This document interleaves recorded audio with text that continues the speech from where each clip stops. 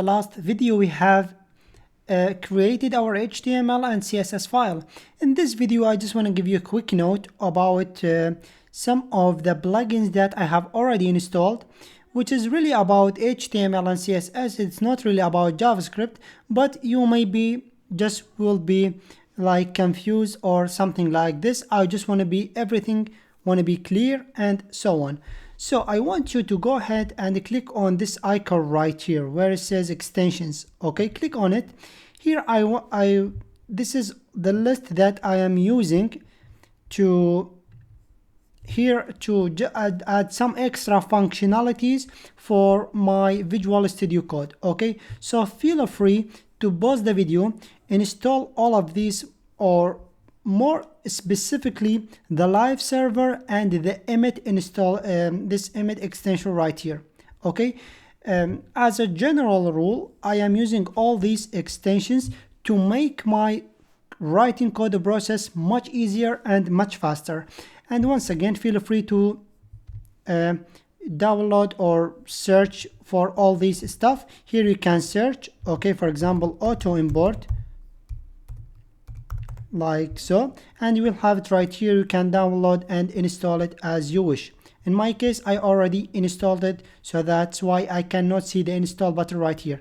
Once again, go ahead and feel free to download and install these extensions. It will make your writing code process much easier. Okay, so once again, we are gonna go back right here and I'm gonna create my JavaScript file. So I'm gonna click on this icon right here. I'm just gonna call it script.js because you want to create a JavaScript file. All right, and here we want to start doing some JavaScript in the browser, but before doing so, we want to load some content in the HTML file so we can deal with it. Okay, up to this point, our HTML file, it's empty, does not contain anything. That's why we need to have some stuff right here so we can directly manipulate them or do something with our HTML content. So very quickly, I'm gonna add h1 with a class of title. All right, I'm just gonna call it, for example, Android or whatever. And also I'm gonna add a button with a class or with ID. In this case, I will tell you why. ID, just call it a click, for example. All right, so we have a button that will say change title.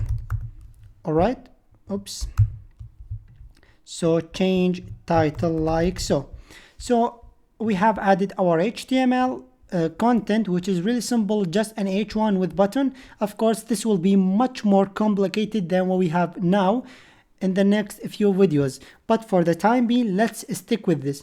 Now, in order for me to run this thing right here in the web browser, I need to right click and choose open with live server. Live server, it is the exact same extension that we have seen right here, which is this one right here. If you have installed it, then once you click on right click on anywhere here in your HTML file, it should be in an HTML file, then you should see this option right here where it says open with live server. I'm gonna click on it. It will open Safari in my case because I already have Safari as my default browser.